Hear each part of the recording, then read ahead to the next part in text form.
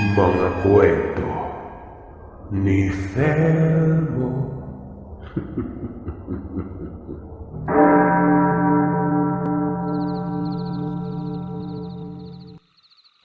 Ako po si Ginalyn, nagmula sa probinsya ng Quezon. Nais kong ibahagi sa inyo ang aking karanasan ukol sa nakakapangilabot na bangungot sa buhay ko. Hindi naging maganda ang aking love life noong kadalagahan ko. Parati akong niloloko at sinasaktan ng aking mga nagiging kasintahan. Kaya inisip ko na rin na hindi na ako magiging maswerte at hindi na makakahanap pa na mapapangasawa. Inisip ko na tatanda na lamang ako mag-isa. Matagal akong nag-self-pity noon. Hanggang sa isang araw, dumating ang milagro. May nakilala akong bagong office mate, si Sian. Nung una ay inirereto ako ng mga kaibigan kong babae sa kanya dahil siya na lamang ang binata sa aming opisina. Napapansin ko naman ang umingiti lamang ito at sinasakyan ng mga biruan pero hindi ko akalaing magiging malapit kami sa isa't isa. Hanggang sa maging magkaibigan kaming dalawa. Nakilala ko siya noong nasa 25 taong gulang pa lamang ako samantalang siya naman ay nasa 27 taong gulang na. Matured siya ako mag-isip, maalaga at mapagmahal. Nagumpisa kami sa pagdidate at ligawan hanggang sa tuluyan kaming nahulog sa isa't isa. Natuwa ang aking mga magulang dahil nakakuha ako ng isang masikap at masipag na nobyo. Ako lamang ang babae sa aming 5 magkakapatid. Lahat ng kapatid ko ay mga lalaki at 3 sa kanila ay may sarili na ring pamilya. Ang bunso kong kapatid na nag-aaral sa kolehiyo at ako na lamang ang natitirang walang asawa nun at mga anak sa aming pamilya. Kaya talagang ipinagtutulakan na rin ako na mag-asawa ng aking mga magulang nun. Hindi na nagdalawang isip ang aking mga magulang kay Sian dahil mapagkakatiwalaan siya at hindi niya ako sinaktan. Hindi niya ako pinagbubuhatan man lamang ng kamay. Tuwing umuwi ako pagkatapos ng trabaho, inihahatid niya ako gamit ang kanyang motorsiklo. May mga araw din na iniimbitahan siya ng aking mga magulang na matulog sa bahay, bagay na kanyang pinauunlakan. At talagang naging feel at home siya dahil tanggap siya ng aking buong pamilya noon. Nagkakasundo rin sila ng aking mga kapatid. Naging magkakaibigan pa sila at magkakasabwat sa mga libangan at gimmick. Biniro pa ako ng aking mga magulang na kulang na lamang daw sa amin ang kasal para lumugar na kami sa tahimik noon. Hindi na rin naman ako bumabata at gusto na rin ng aking mga magulang na magkaroon ng apo kaya excited sila na magpakasal kami ni Sian. Dumating ang panahon na inalok niya ako ng kasal. Hindi na ako nagpatumpik-tumpik. Agad akong pumayag sa kanyang alok sa akin. Simple ang aming naging kasal na dinaluhan ng pamilya, mga kamag-anak at piling mga kaibigan. At hindi na kami naghangad pa ng magarbong handaan at malaking kagastusan. Ang mahalaga ay legal na kami sa harap ng Panginoon. Gayon din sa mga tao. Tumira kami ng medyo malayo sa pamilya ko. Namuhay kami ng amin na hindi dumidepende sa aming pamilya. Pero nagpatuloy pa rin kami sa pagtatrabaho sa opisina. Hindi madali sa simula ang buhay mag-asawa pero hindi ko na inisip ang hirap at sakripisyo. Dahil magkatulong kaming dalawang humaharap sa mga problema nun. Hindi niya ako pinapabayaan. Akala ko nung una, wala nang katapusan ang kasiyahan ko. Pero nagkamali ako. Isang gabi, nag-overtime si Sian at hinintay ko siyang makauwi sa bahay. Medyo lumalalim na noon ang gabi kaya nag-alala ako ng gusto. Tinawagan ko siya, pero walang sumasagot sa kabilang linya. hanggang sa tuluyan akong antukin at naisipan ko na magtungo na sa silid tulugan. Hindi ko namalayan na nakatulog na pala ako sa tagal ko na naghihintay sa kanyang pag-uwi. Pero dinalaw ako ng kakaibang madilim at nakakapangilabot na bangungot. Nakita ko si Sian na nagmamaneho ng kanyang motorsiklo pababa sa isang madilim na kalsada. Makalipas ang ilang sandali, may sumalubong sa kanyang traffic kung saan sumalpok ito sa isang malaking truck. Pinanood ko sa aking panaginip kung paano siya tumilapon sa kalsada, sa kabilang linya, at tumalsik ang kanyang motor. Lumusot ang katawan ni Sian sa may gulong ng truck. Nagkalasog-lasog ang kanyang buong katawan, hanggang sa bumalandra ang bangkay na naliligo sa dugo. Nagulantang ako at mabilis na idinilat ang aking mga mata. Napaigtad ako sa biglaang pagbangon nun. Pinagpapawisan ako ng malalamig habang mabilis ang pagtibok ng aking puso. Nanginginig ako at parang lumaki at nangimi ang ulo ko. Hindi ako makapaniwalang namatay siya sa aking panaginip. Nanatili akong nakaupo sa kama. Sinikap ko na kumalma. Tumingin ako sa orasan na nasa lamesa at napansin ko na hating gabi na pala nun. Lumipas ang ilang minuto. Nakarinig ako ng pamilyar na ugong ng sasakyan kaya nakahinga ako ng maluwag. Narinig ko ang pagdagundong ng motorsiklo ni Sian at mukhang dinala niya sa garahe ang sasakyan. Habang pinakikinggan ko ang paglalagay ng sasakyan sa garahe nun, narinig ko na nagbukas ang front door at masiglang bumati sa akin ang asawa ko. Nagpatuloy ito sa pagsasalita. Ipinaliwanag niya sa akin na kaya siya nakauwi ng hating gabi ay dahil may babae umanong umistorbo sa kanya. Late ka na nakauwi. Bakit hindi ka man lang sumagot sa mga tawag ko? Nag-aalala na ako dahil akala ko may kung anong nangyari sa'yo nun. Sa labas ng silid tulugan, biglang tumahimik. Narinig ko na nagsalita si Sian sa mahina at pabulong na tinig. Sa maniwala man kayo o sa hindi, Sir Seth, nanlamig ang buo kong katawan nang marinig ko ang mga katagang nanggaling sa kanya. So ngayon, alam mo na pala ang nangyari.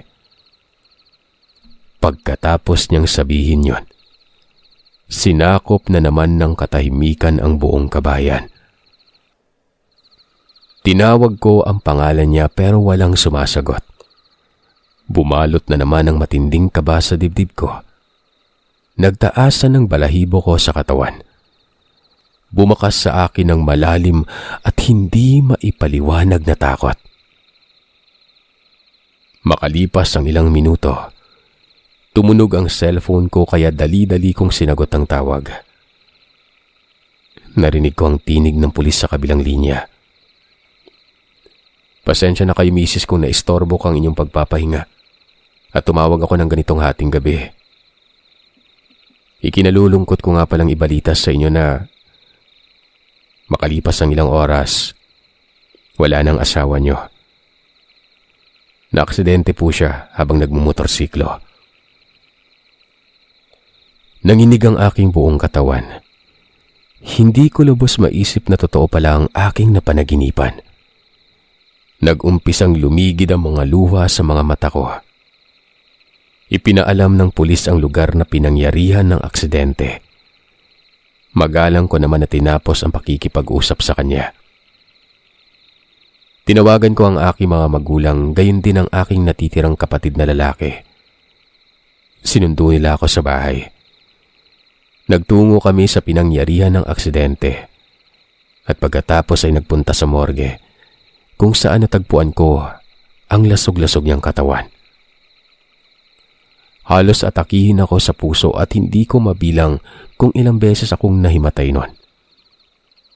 Hindi ako nakapagpahinga sa magdamag at talagang wala akong ibang ginawa noon kung hindi tumangis at tumagulgol.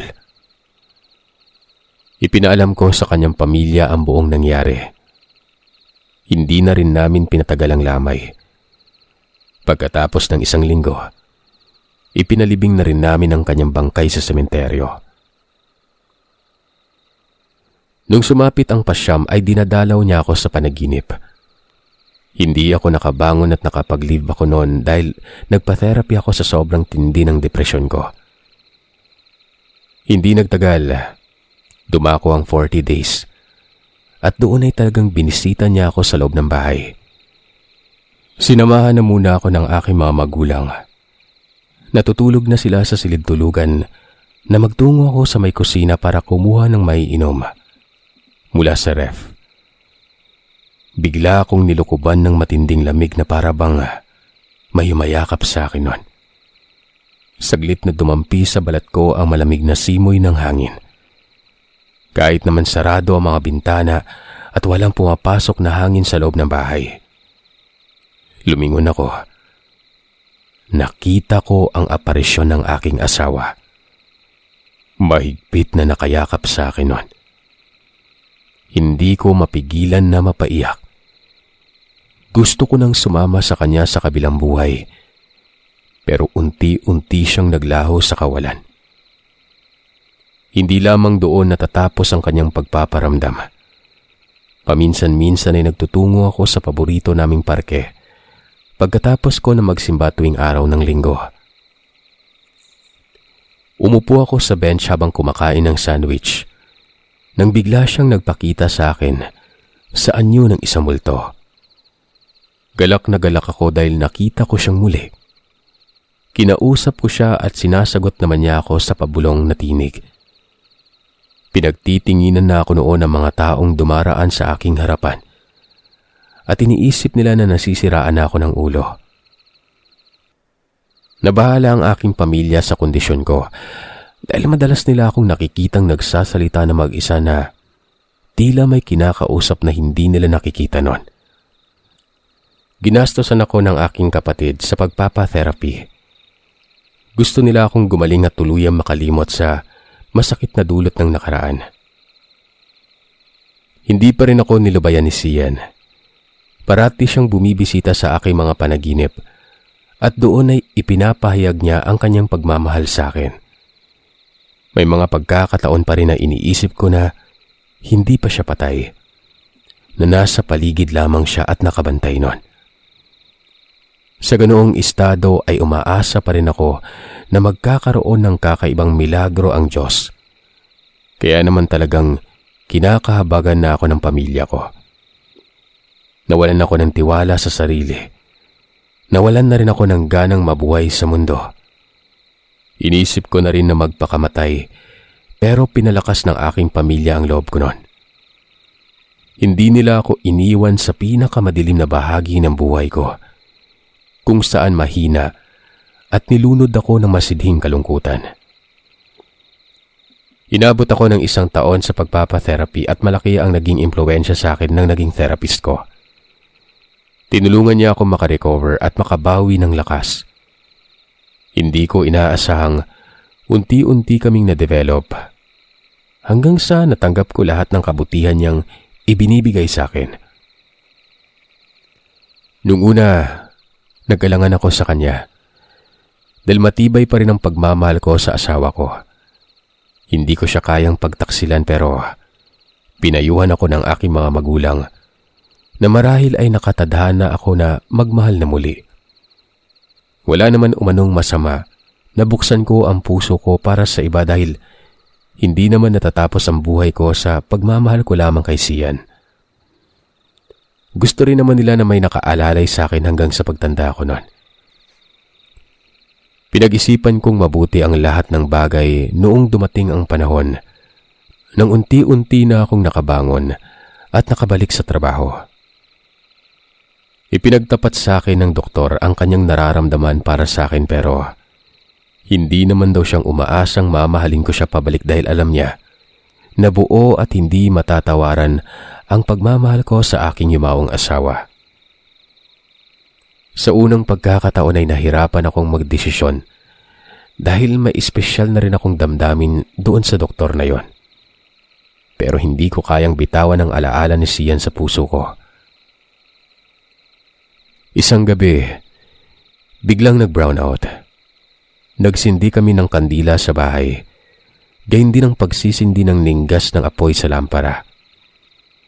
Nagtungo na ako sa aking silid tulugan nang bigla na lamang lumitaw ang aparisyon ni Sian sa kama. Imbis na matakot ako ay nabuhayan ako ng loob nun.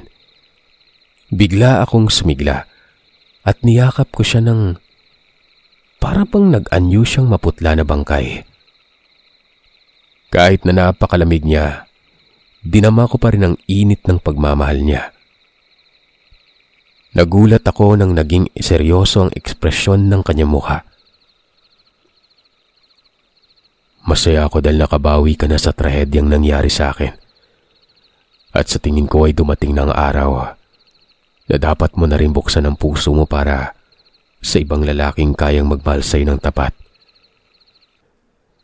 Napakunot noo ako noon. Tinanong ko siya kung anong ibig niyang sabihin. Ngumiti siya pero may bahagyang pait. Sabi niya, mabuting tao umano ang doktor. Mapapaligaya niya umano ako nang higit pa sa pag-aalaga at pag-aaruga niya sa akin. Hindi niya umano ako iiwan at pababayaan. Mapoprotektahan ako nito sa anumang kapahamakan. Magagamot sa kalungkutan at karamdaman. Huwag ko na umano siyang alalahanin. Palagi lamang siyang naroroon.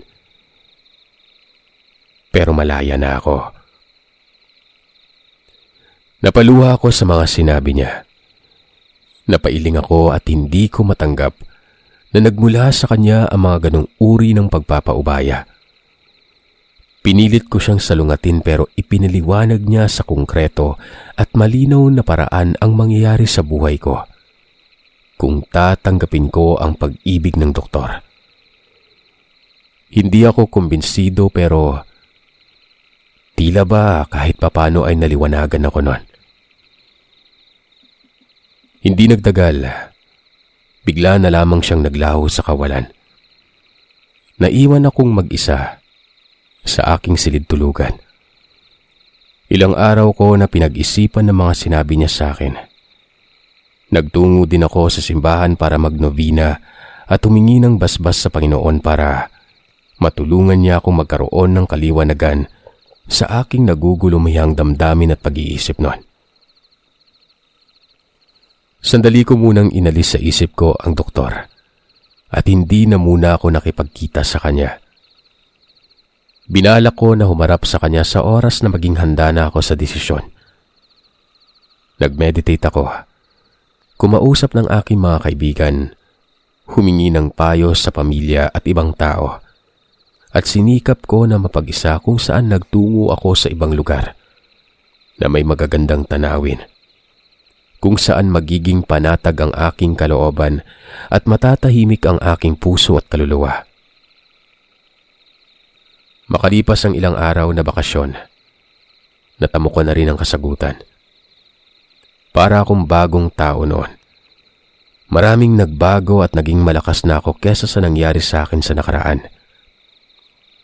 Humanga sa akin ang pamilya ko dahil tuluyan ko nang nalabanan ang matinding dulot ng depresyon. Hindi nagtagal, nakipagkita ako kay Doc. Natuwa siya sa malaking pagbabago ko, hindi lamang sa pisikal kung hindi na rin sa emosyonal at espiritual. Sinikap naming maging magkaibigan at lumipas ang ilang buwan. Sinubukan niya akong ligawan, pero hindi kami nagmadali nun. Naging magkasintahan kami sa loob ng 8 buwan. At pagkatapos ay niyaya na niya ako magpakasal. Pagkatapos ng aming engagement party ay lumipas lamang ang ilang linggo. Ikinasal kami. Medyo mayaman ang nobyo ko kaya naman ginawa niyang magarbo ang kasal. Dumalo pa ang mga kilalang personalidad. Gayon din ang kanyang mga kapwa doktor. Nagparamdam sa akin si Sian noong natapos ang seremonya ng aking kasal. Ang huli niyang pagbisita, kung saan niyakap niya ako dahil naramdaman ko ang malamig na dampi ng hangin sa bisig ko. Natagpuan ko ang panibagong kasiyahan sa piling ng aking bagong asawa. Makalipas sa maraming panahon ay nabiyayaan kami ng 2 anak. Magpas hanggang ngayon, kahit na masaya ako sa aking asawa, kahit kailan ay hindi ko makakalimutan ang aking yumaong si Sian, na siyang unang nagbigay sa akin ng tunay at wagas na pagmamahal.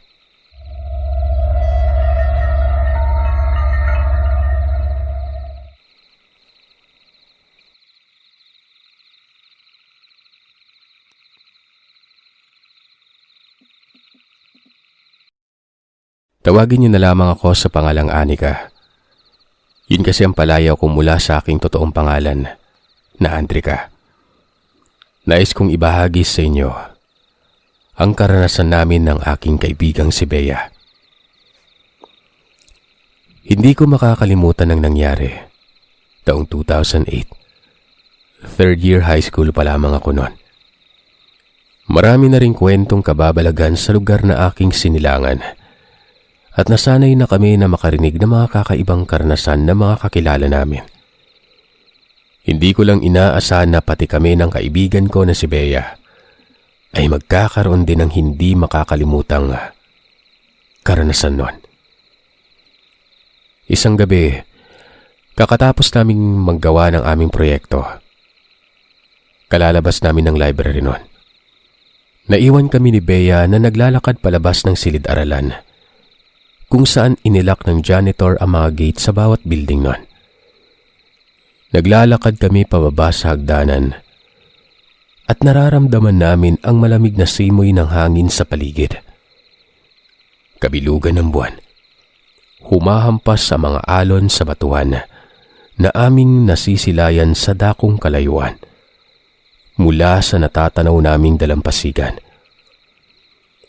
Lumagpas na kami sa kawayan at dumako kami sa tabi ng malaking tangke sa aming paaralan. May napansin kaming bulto na nakatayo sa tabi ng tangke nun.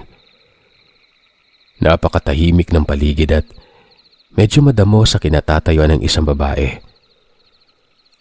Akala ko noon ay isang estudyante pero nang mapagmasdan ko ng mabuti, napakunotno ako. Isa rin siyang dalaga na babaeng nakasuot ng lumang uniforme. Lumalapit siya sa aming direksyon.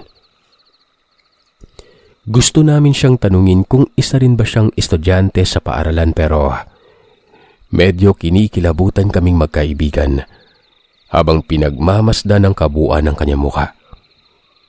Napagtanto naman na parang may hindi tama dahil napansin namin na magulo ang kanyang buhok nun.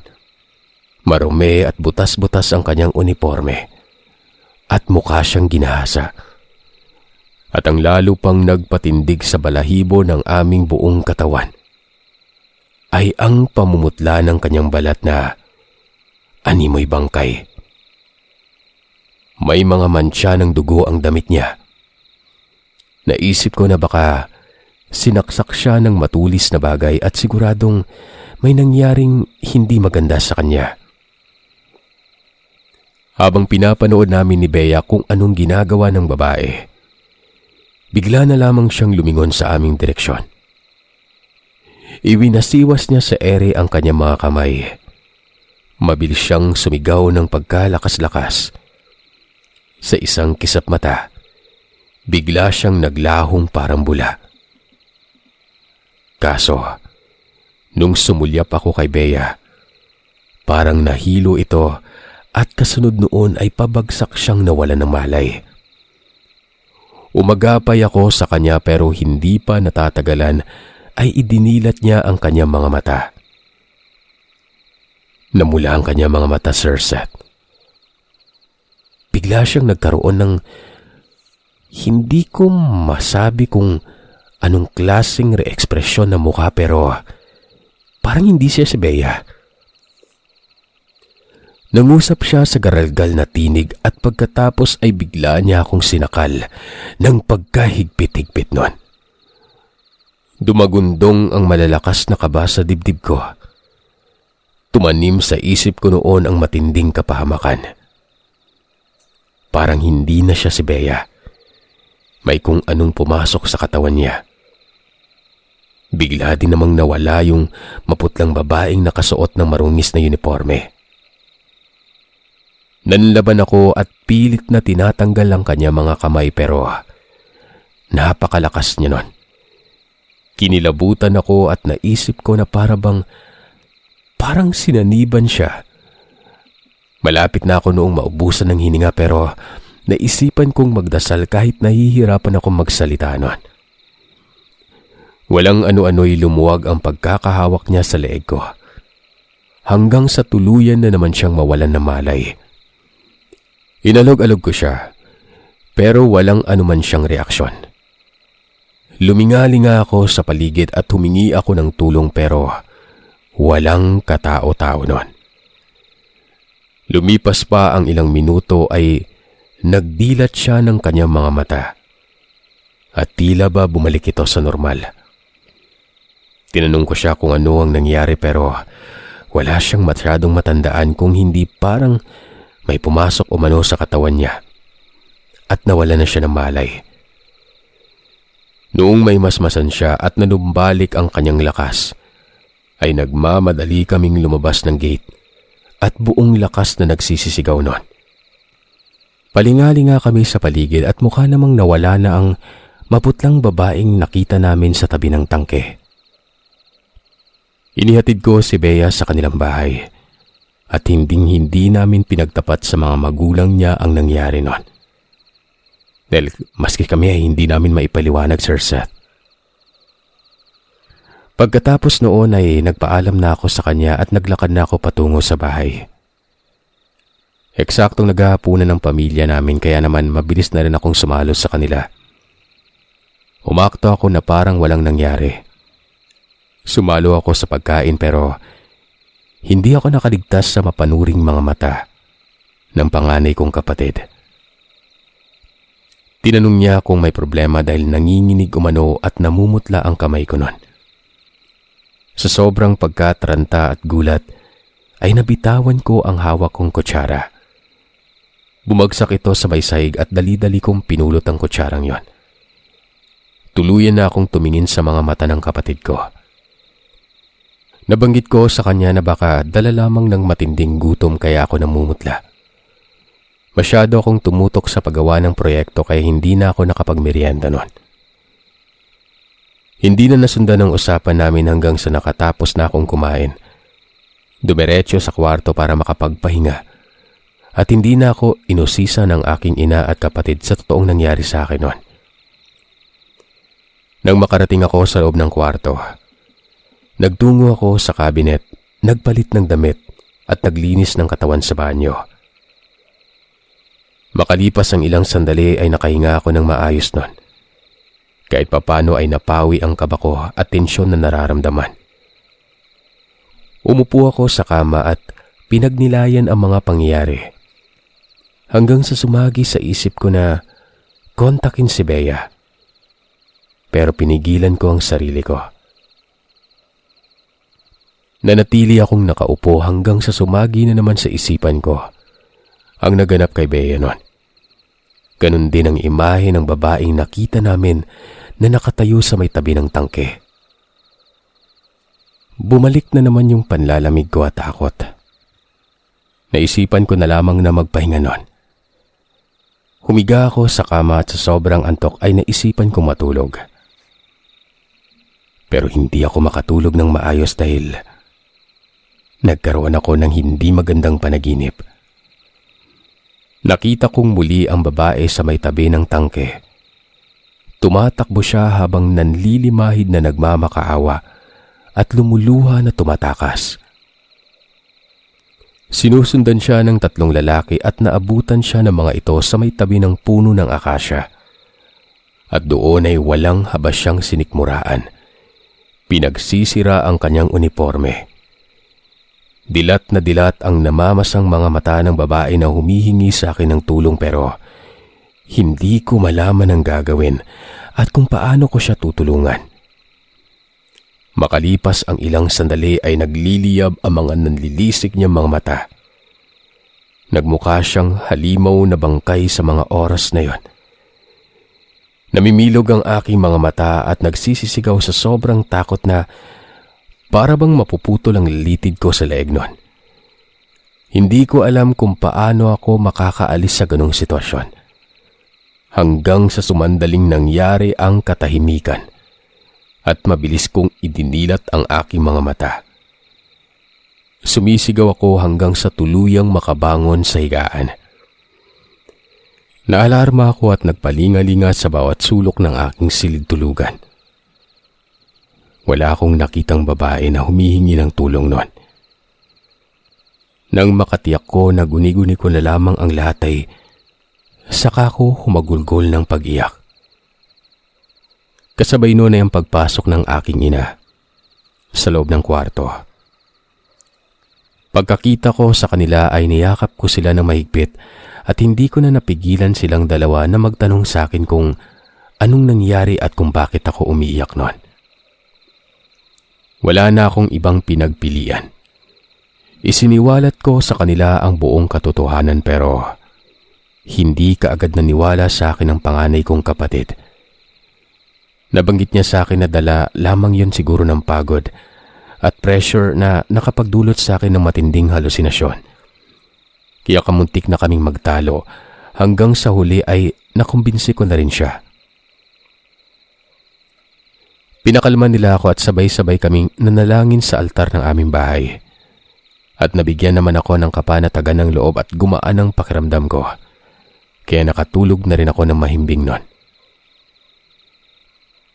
Sumunod na araw, pumasok ako at nakausap ko si Bea. At laking gulat ko nang ikwento niya na may babaeng nagpakita sa kanyang panaginip nun. Kamuntik na rin umano siyang magkaroon ng nervous breakdown matapos niyang idilat ang kanyang mga mata. Wala na rin daw siyang ginawa kundi ang sumigaw at kamuntik na siyang manikip ang dibdib sa sobrang lakas ng kabog nun. Akala niya ay mamamatay na siya ng mga oras na yon at inakala niyang near-death experience ang nangyari sa kanya. Natagpuan na lamang umano niya ang kanyang sariling namumutla sa sobrang nerbiyos habang sinisikap siyang kausapin ng kanyang ama sa nangyari. Akala ko noon ay kami lamang ang nakaranas sa pagpaparamdam ng operasyon ng naturang babae pero nakausap namin ng janitor. Kahit siya pala, pinagpapakitaan ng babae. Hindi lamang yon. Kahit ang advisor namin na hindi ko sukat akalaing naniniwala sa mga multo at laman lupa, ay pinagparamdam din ng marungis na babae pati ang punong guro sa aming paaralan. Napag-alaman namin ni Bea sa aming advisor, gayon din sa punong guro ng paaralan na matagal na palang may magandang dalagang nawawala sa paaralan namin na yon. Mahigit kumulang 4 na taon na ang nakakalipas. Hindi ko na sasabihin ang kanyang pangalan, pero kasama umano siya sa top 10 honors ng kanyang section. Nasa 16 na taong gulang pa lamang siya noon nang naisipan niyang umalis sa kanilang bahay at hindi na siya bumalik para mag-aral sa paaralan na yon. Nagtungo umano sa Manila ang naturang dalaga at dati pala siyang estudyante sa aming paaralan. Marami ang haka-haka na maaaring nakipagtanan umano siya sa kanyang nobyo. Pero pinabulaanan naman yon ng sinasabing nobyo nito dahil matagal na rin pala silang hindi nag-uusap at hindi nakikita noon. Hinala naman ng mga kamag-anak ng dalaga ay lumayas ito sa kanyang bahay dulot ng matinding kahirapan. Kaya lang, natagpuan na lamang umano ang katawan nito sa isang bakanting bangketa. Nawasak ang pribado at maselang bahagi ng kanyang pagkababae. Kaya naman doon na lumabas ang kutob nila na ginahasa yun bago pinatay. Hindi pa siya noon nakakatapos ng pag-aaral at madalas siyang tumambay sa may tabi ng tangke, malapit sa may hagdanan kung saan nagpapatay siya ng oras sa tuwing vacant period.